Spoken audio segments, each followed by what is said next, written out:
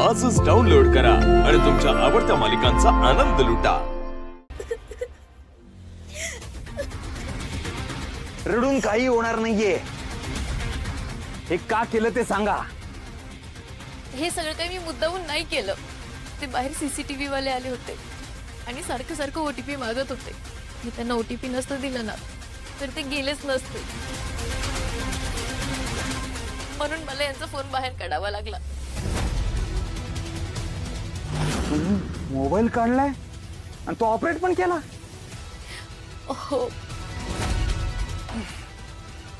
काय गरज होती हे सगळं करायची? काय गरज होती? ती कामावरची माणसं आली इथं, पुन्हा तुम्ही त्यांना भेटून नाही दिलं तर त्यांना संशय नाही यायचा? ते पोलिसांकडे जातील। त्यांनी लोकेशन ट्रेस केलं ना, तुम्हीही अडकला, तुमच्यासोबत मी पण अडकलो। बस झालं, मला आता हे सगळं सहन नाही होतंय। माझं डोकं भणभणतंय। आपण एक काम करूयात, आपण पोलिसांकडे जाऊयात आणि त्यांना सगळं खरं खरं सांगूयात।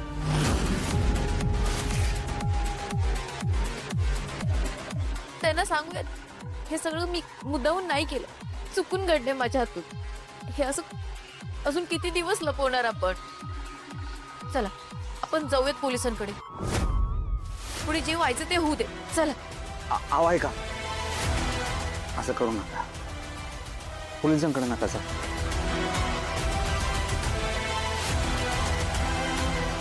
सॉरी बर का, तुमच्यावर ओरडायला नव्हतं पाहिजे, मी उगाच आवाज चढवला।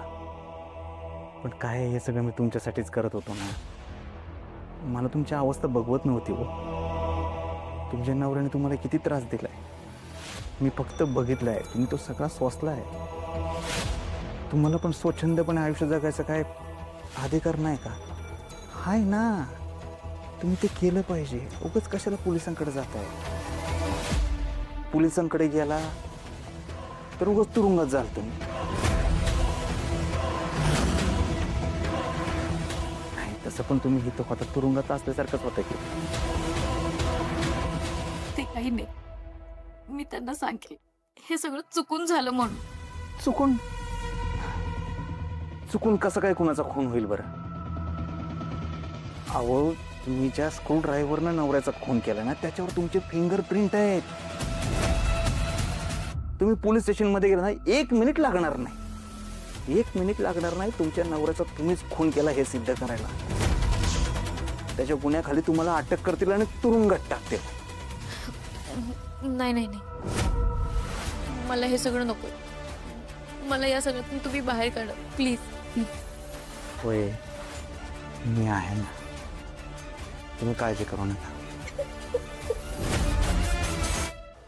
तुमचा माझ्यावर विश्वास आहे ना? झालं तर मग